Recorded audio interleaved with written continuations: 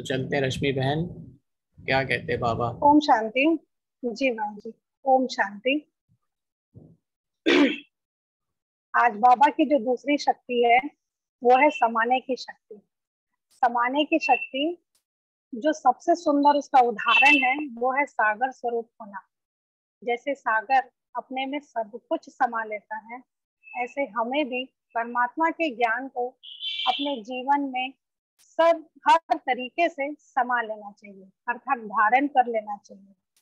अब हमें ये जानना बहुत जरूरी है कि वास्तव में हमें समाना कैसे है।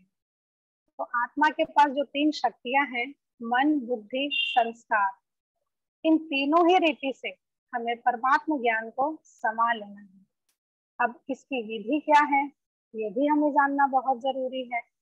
तो अगर मन में बाबा का याद हो, मनन चिंतन हो, तो हम अपने मन की शक्तियों को बढ़ा सकते हैं।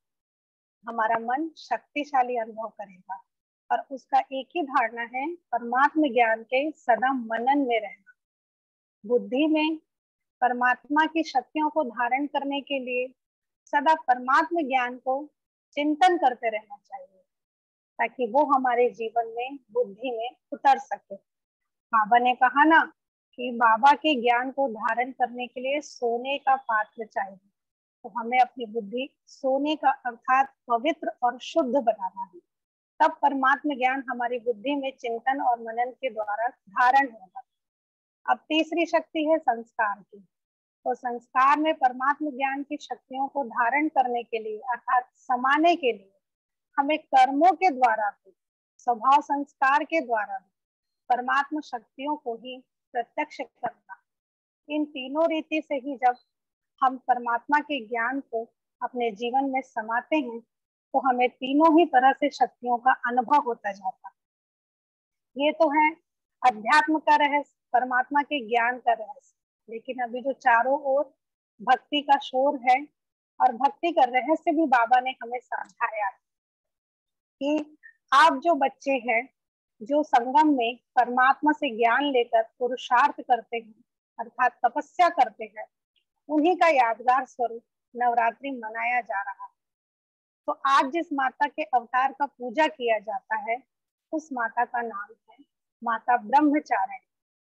अब ये ब्रह्मचारिणी कौन है जिसकी इतनी पूजा और इतनी भक्ति हो रही है? तो जैसे कल हमने समझा कि माता शैलपुत्री कौन थी, तो वास्तव में माता शैलपुत्री एक कन्या का स्वरूप है। जब परमात्मा हमें ज्ञान देकर ब्रह्मा मुख द्वारा नया जन्म देते और हमें ब्राह्मण बनाते, तो हमारा जो सबसे पहला स्वरूप बनता वो है माँ शैलपुत्री का बनता। और ब्रह्मा मुख से ज्ञान सुनकर हम परमात्मा पिता को पहचानते और परमात्मा पिता के द्वारा हम स्वयं अपनी आत्मा की अष्ट शक्तियों को भी जानते, यानी स्वयं के स्वरूप को भी समझते, जो हमारे जन्म का यादगार है। और आज जिस माता ब्रह्मचारिणी का यादगार मनाया जा रहा है, वास्तव में वो कन्या के किशोरावस्था का रूप है। जब हम थोड़े बड़े हो जाते और हमें जब दुनियादारी की समझ मिलती तो हमें ये चुनना होता है कि हम जीवन किसके साथ बिताएंगे। तो जैसे भक्ति में कहा जाता है कि माता ब्रह्मचारिणी ने घनघोर तपस्या की थी ताकि वो शिव से पति के रूप में अपने जीवन में पा सके। तो ब्रह्मचारिणी का वास्तविक रहस्य क्या है और उसका आध्यात्मिक रहस्य क्या है और भक्ति में क्यों इसका यादगार मनाया जाता है? ब्रह्मचारिणी, ब्रह्म अर्थात तपस्या और आचरण अर्थात अपने जीवन में तपस्या को धारण करने वाली आत्माएं, जो बाबा अभी हमें बना रहे हैं। इसे ही ब्रह्मचारिणी कहा जाता है। ब्रह्मचारिणी कोई और नहीं, हम ब्राह्मण बच्चों का ही यादगार स्वरूप है। जब अपने जीवन में हम यह निर्णय लेते कि हमें एक शिव बाप के अलावा और कोई दूसरा साथी नहीं चाहिए, वहीं से हमारी तपस्या शुरू हो जाती। हम देखते हैं कि भक्ति के चित्रों में माता ब्रह्मचारिणी के हाथ में, एक हाथ में माला है और दूसरे हाथ में कमंडल है जो जल से भरा हुआ है। ये दोनों अलंकार से माता ब्रह्मचारिणी को सजाया जाता है। ये माता जी का श्रृंगार है। तो वास्तव में ये अलंकार किस चीज का यादगार है? किस चीज की निशानी है, ये हमें समझना होगा। देवियों की पूजा करने से हम देवी नहीं बनेंगे। जो अपने जीवन में देवियों ने धारण किया, जिस रास्ते पे वो चले, जिस परमात्मा ज्ञान को उन्होंने फॉलो किया, वह जब हम अपने जीवन में उतारेंगे, तब हम स्वयं में सच्चे सच्चे ब्रह्मचारिणी कहलाएंगे, बाबा के बच्चे कहलाएंगे।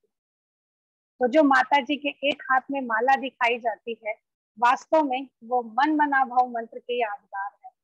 जब हम मन से एक परमात्मा की याद में रहते हैं, तब हमारा जो मन है वो पवित्र होता चला जाता है।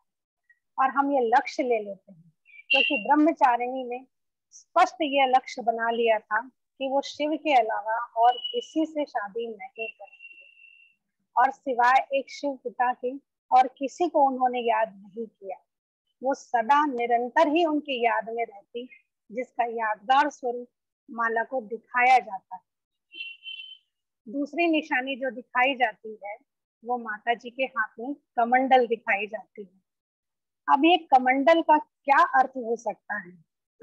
कमंडल वास्तव में परमात्मा के ज्ञान से भरपूर रहने वाली आत्मा, जिसने भगवान के ज्ञान को सिर्फ सुना नहीं, समझा नहीं, बल्कि प्रतिपल, हर पल, सेकंड, कर्मों द्वारा, मनसा द्वारा, वाचा द्वारा अपने जीवन में धारण किया और परमात्मा को प्रत्यक्ष किया। सदा ज्ञान को से भरपूर रहने वाली आत्मा। कमंडल अर्थात सोने रूपी पात्र जैसी बुद्धि, जो सदा ही शुद्ध और पवित्र संकल्पों से भरपूर रहती, परमात्मा द्वारा मिले श्रेष्ठ महान संकल्पों से स्वयं को भरपूर रखती। बाबा का जो ज्ञान हमें मिला है, वो सदैव हमारे बुद्धि रूपी कमंडल में भरा हुआ रहना चाहिए, ताकि जब भी कोई आत्मा हमारे संबंध संपर्क में आए, तो हम उसे वो ज्ञान रूपी जल दे करके उस आत्मा को संतुष्ट कर सके। हमें स्वयं में ब्रह्मचारिणी बन औरों को भी ब्रह्मचारिणी बनाना है, यानी बाबा का बच्चा बनाना है। तो कल जैसे हमने शैलपुत्री को समझा कि बिना अचल अडोल अवस्था के हम शैलपुत्री नहीं बन सकते। अचल अडोल रहना माना 100% निश्चय रखना कि भगवान जो कह रहा है बस वही सत्य है, इसके अलावा कुछ भी नहीं। दूसरा गुण कि सदा पर्वत की ऊंचाई जैसा लक्ष्य कि हमें ही देवी देवता जैसा बनना है, और बाबा ही हमें आकर के बना सकते हैं। तो जब हम शैलपुत्री माता जैसा अपने अंदर आचरण पैदा करेंगे और ब्रह्मचारिणी माता जैसी तपस्या हम अपने अंदर पैदा करेंगे, तब हम जाकर के शिव पिता को समझ पाएंगे, जान पाएंगे और स्वयं को अष्ट शक्तियों से भरपूर करते जाएंगे। हमें अपने हर व्यवहार में, आचरण में, स्वभाव संस्कार में ब्रह्मा यानी शिव को फॉलो करना है। जो भी बाबा ने श्रीमत दी है, उस श्रीमत को सुबह से लेकर रात तक जो ब्राह्मण जीवन की मर्यादाएं हैं, श्रीमत है, उस श्रीमत रीति प्रमाण ही हमें चलना होगा। यही है सच्चा सच्चा वास्तविक ब्रह्मचारिणी का रूप, जो हमें बाहर कहीं नहीं, स्वयं के अंदर ही मिलेगा। और हमें बाबा ने ही हमारा स्वरूप समझाया है। हमें बाबा ने ये शक्तियां दी ही इसीलिए है, ताकि हम तपस्या कर सकें और इस विश्व को घनघोर असुरों जैसे साम्राज्य से बचाकर परमात्मा द्वारा सत्युग की स्थापना करने में सहयोग कर सकें। समय को देखते हुए हम यहीं पर इस टॉपिक को खत्म करते हैं। कल हम फिर तीसरी माता का चिंतन और मनन करेंगे। आइए 2 मिनट के लिए हम परमात्मा को याद करते हैं। सब बातों से किनारे होकर स्वयं को बाबा की शक्तियों से भरपूर संपन्न आत्मा का अनुभव करें कि बाबा हमारे साथ, और हमें ही शैलपुत्री बनाकर, ब्रह्मचारिणी बनाकर, तपस्या कर विश्व में चारों ओर सत्य की स्थापना कर रहा है। ओम शांति।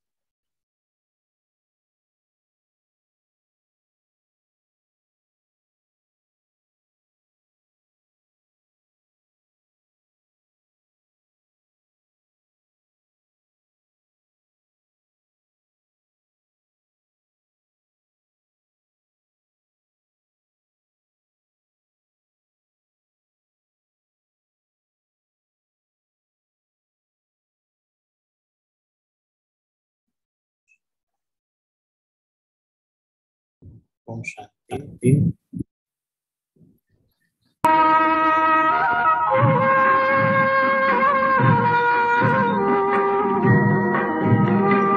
योगी बनो ज्ञानी बनो, योगी जीवन है प्यारा। योगी बनो ज्ञानी बनो, योगी जीवन है प्यारा। काम क्रोध मद लोभ मोह वश आज है सब मोहताज। योग लगा कर पाप मिटा ले, स्वर्ग सजा ले तू आज। काम क्रोध मद लोभ मोह वश आज है सब मोहताज। योग लगा कर पाप मिटा ले, स्वर्ग सजा ले तू आज। जन्म जन्म की प्यास बुझा ले, पावन बन कर आज। योगी बनो ज्ञानी बनो, योगी जीवन है प्यारा।